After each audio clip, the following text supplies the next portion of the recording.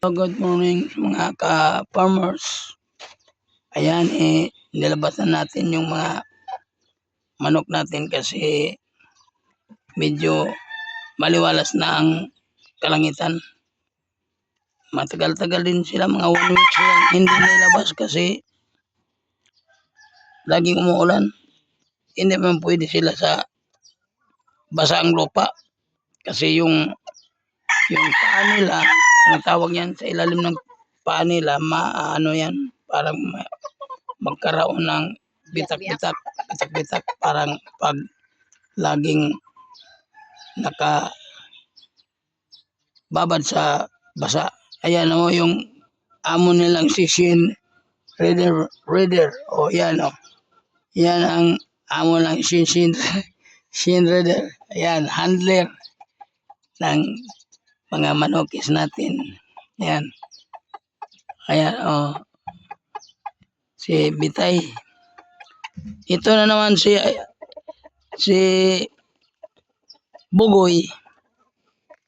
Ayan, napakitang gilas na naman. Huminto. Huwag mong ituro. Ihinto yan. Ihinto yan. Ito si Bugoy. Madaling araw pa to. Inilabas. Alas 4 pa ng madaling araw kasi wala. Hindi na talaga siya kayang hawakan pag may ilaw na maliwalas. Anong tawag dyan? Maliwanag na. Kasi naglagas ang mga balahibo niya. Iwan ko kung anong tawag sa Tagalog, sa Bisaya. Yung naglagas. May tawag dyan, mga balahibo. Ang tawag sa Bisaya dyan ay nangarol. Ayan o, lalong tumapang. Ako ito, hindi pwedeng madikit sa Denver kasi delikado tayo. Tingnan nyo yung buntot niya. Medyo konti na lang. Ayan o. Pero matagal-tagal ito recover ang mga balahibo niya kasi hindi sabay-sabay. Una yung buntot, yung pakpak wala pa. Yung balahibo niya, lalo na yung sa liig, importante yung sa liig. Pag huwag mong basta-basta i-exam pag yung sa liig niya mayroon pang mga tumutubo. Tatakbo yan. Kasi masakit yung katawan nila. Yan o. Hop. Huwag kang dyan.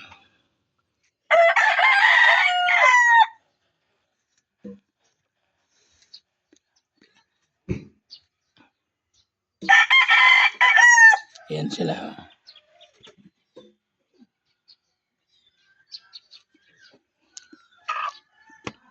Anong oras na baka pakainin na natin. Pero masyadong maaga pa. Maaga pa sila. 6:34. Mga 7 o'clock na natin sila pakainin. Yan o, binigyan muna namin ng tubig kasi ang maganda sa mga manokis bago pakainin, kailangan nakainom ng tubig. Yan o. Hindi kumikibo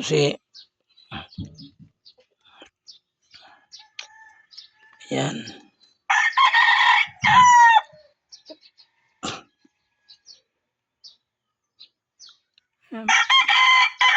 Tahimik sila ngayon o. Kasi madaling araw pa. Alas 6 pa. Bakit tuminto si Dato sa exhibition? Pag may makikita silang ibon na lumilipad, ganyan ang tinig nila. Normal yan sa kanila pag yan o. May nakita silang lumilipad na ibon.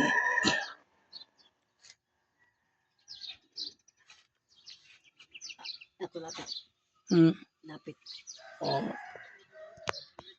Tuloy mo. Ito si Dako. Ang ganda ng kulay, oh. Ayan o. Kitang gilas na naman. Oo.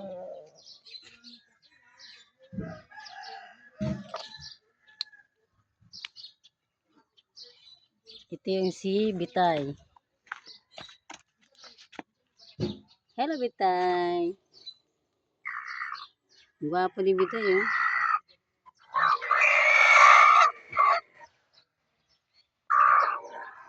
Marami ka lang kitang ibon.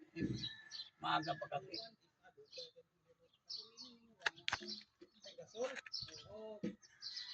Grabe ang forma ni Bitay. Ang ganda, oh. Gwapo pala. Kasi lalaki ito, eh. Ayan, oh.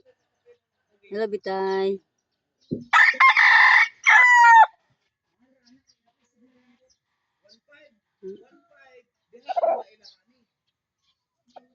Grabe, ang gwapo talaga ni Bitay, man.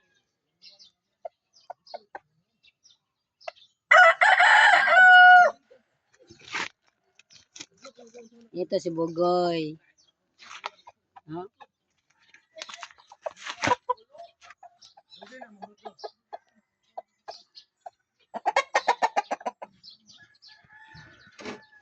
Oh. Parang ang babait. Pero Ayaw pahawak. delikado. Lumapit ka. Tali. Kala mo mabait. Oh. Ito yung handler nila si Shane Reader. Yan. Yan. Tagapag-alaga ng mga manok niya. Ako hindi ako pwede mag-alaga kasi partially disabled ako. Isang kamay lang ang maikilos ko. Hindi pa ako makalakad. Kaya lahat ng mga activities siya ang nag-perform. Ito, yung madam nila. Oh.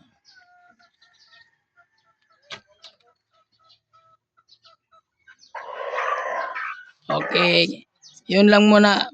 Magtuloy-tuloy tayo mamayang alas 7 para sa nila pagkain. Okay, pero huwag niyong kalimutang mag-share, ha? Like and subscribe. Okay, thank you. Like and subscribe and